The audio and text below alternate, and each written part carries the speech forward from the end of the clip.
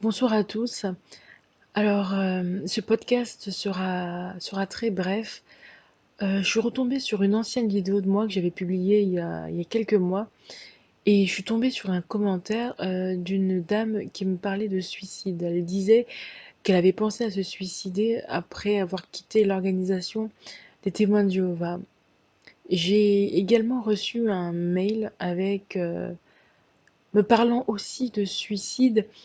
Et je vous avoue que je sais pas très bien gérer ça, étant moi-même très maladroite par rapport à ce sujet. Mais j'ai quand même envie de dire à ces personnes qu'il existe des phases. Il existe des phases. Alors, je vais expliquer les phases que j'ai dû surmonter.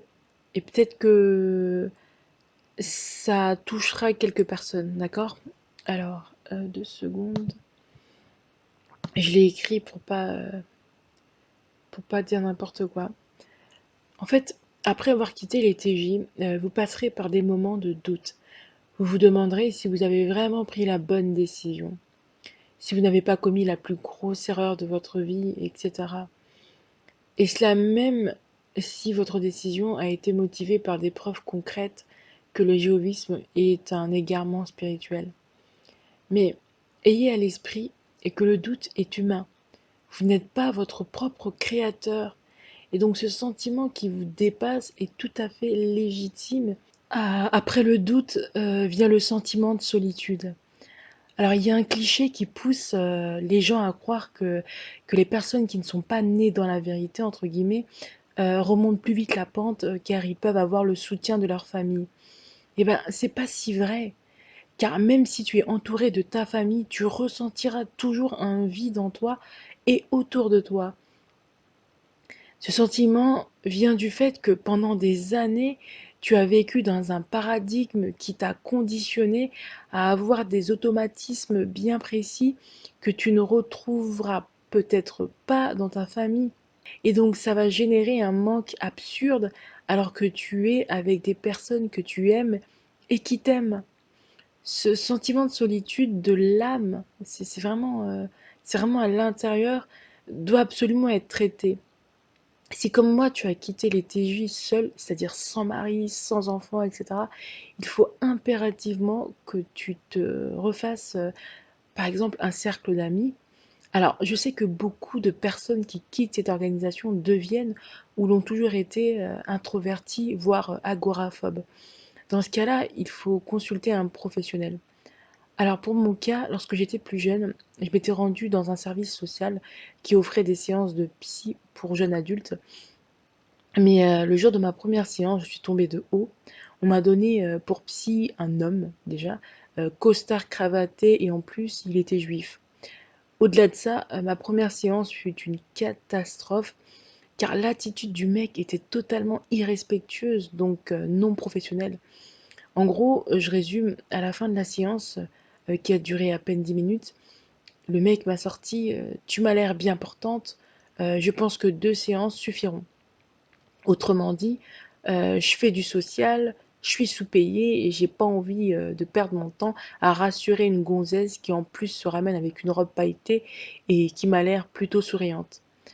Mais, ce psy, avait sans doute oublié une chose fondamentale, c'est que les plus gros suicidaires portent en eux un sourire insoupçonnable avant de passer à l'acte, hein. Hashtag, The Clown. Alors, comment gérer cette solitude, lorsqu'on ne veut pas forcément s'entourer de gens?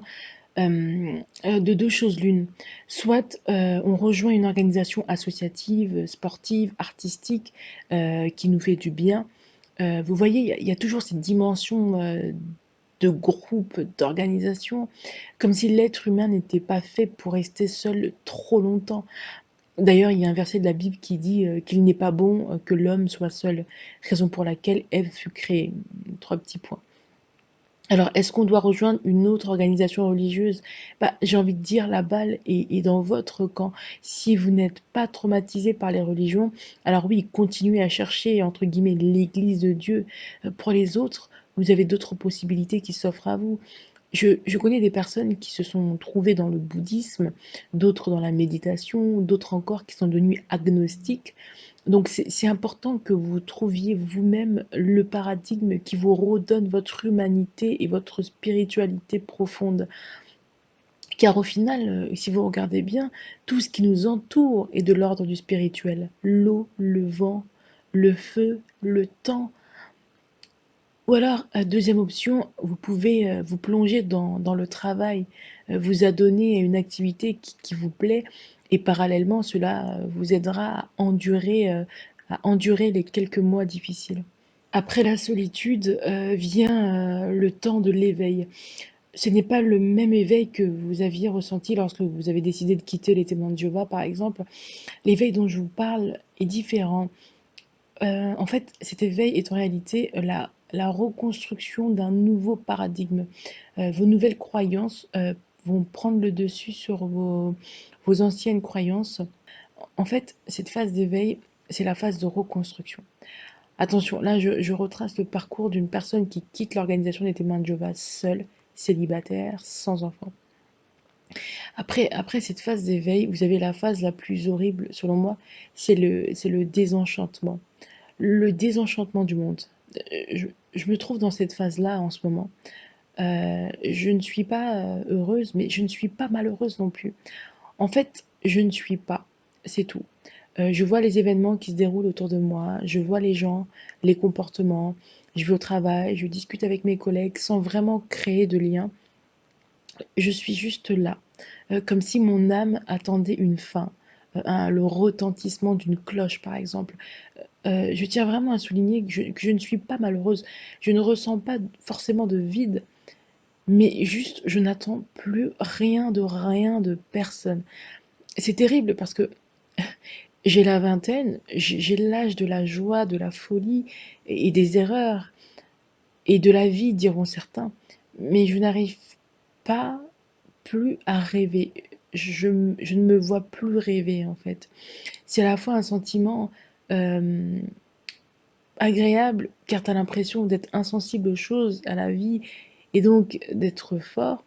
Mais d'un autre côté, tu ressens le sentiment de louper ta jeunesse, comme si tu avais loupé des sentiments, des rencontres, des émotions, des émotions manquées. Et donc, et puis, je vais vous raconter une anecdote. Lorsque j'étais dans ma phase d'éveil, il y a un an, j'étais retournée à la salle du royaume. J'étais retournée juste pour être claire avec mes sentiments. Et lorsque j'y suis retournée, vous savez quoi?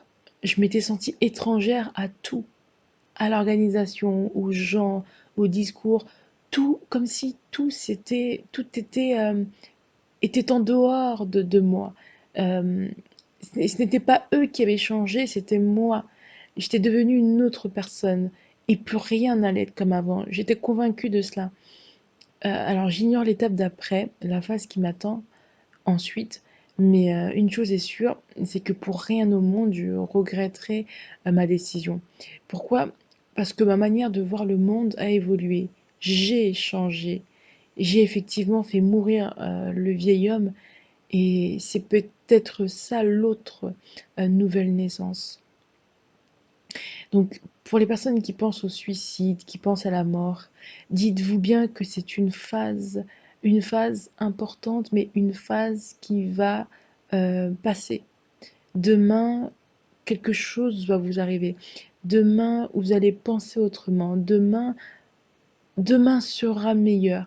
Et si vraiment vous vous efforcez de penser comme ça tous les jours, chaque matin, et le pire, c'est le soir, parce qu'on se ressasse des souvenirs, et surtout quand on est seul, on se dit, mais je ne vaux rien, ma vie ne vaut rien. Mais après la nuit vient le jour, l'aube, le matin où vous allez récupérer et vous allez reprendre de la vigueur, de la vie. Donc ne vous laissez pas submerger par des sentiments néfastes et passagers. Ça va passer si vous vous entourez de bonnes personnes et ayez confiance en la vie. Et puis faites comme moi. Si vraiment vous doutez, vous n'arrivez pas à dormir, vous doutez, repartez. Repartez donc à la salle du royaume et regardez-vous, observez-vous, regardez votre comportement, qu'est-ce qui se passe dans vous. Et si vraiment vous avez quitté cette organisation pour de bonnes raisons, bah, vous allez normalement ressentir la même chose que moi, c'est-à-dire un sentiment d'être un étranger dans un environnement qui ne vous ressemble plus. Donc, n'ayez pas peur de vos sentiments, n'ayez pas peur de vous confronter aussi à vos peurs et rappelez-vous souvent, mais constamment, les motifs qui vous ont poussé à quitter cette organisation. Et ces motifs-là doivent vraiment être solides. Ça doit être solide, ça doit être des motifs bibliques, de contresens, d'incohérence biblique. Il faut vraiment que vous soyez convaincus de cela. Et si la vie vraie est très difficile à supporter, alors restez témoin de Jéhovah, demeurez témoin de Jéhovah, restez auprès de vos familles endoctrinées, restez auprès de votre mari endoctriné, et puis voilà, ça sera votre choix. Parce que la liberté a un prix, et si vous n'êtes pas prêt à payer ce prix, alors restez dans le mensonge. Vaut mieux un doux rêve qu'une dure réalité parfois. D'accord? Donc faites un effort là-dessus. Je sais que c'est facile à dire et très difficile à faire, mais, mais c'est possible. Je vous l'assure, vous n'êtes pas seul. Et, euh, et voilà. Merci de m'avoir écouté et je vous souhaite une agréable soirée. Au revoir.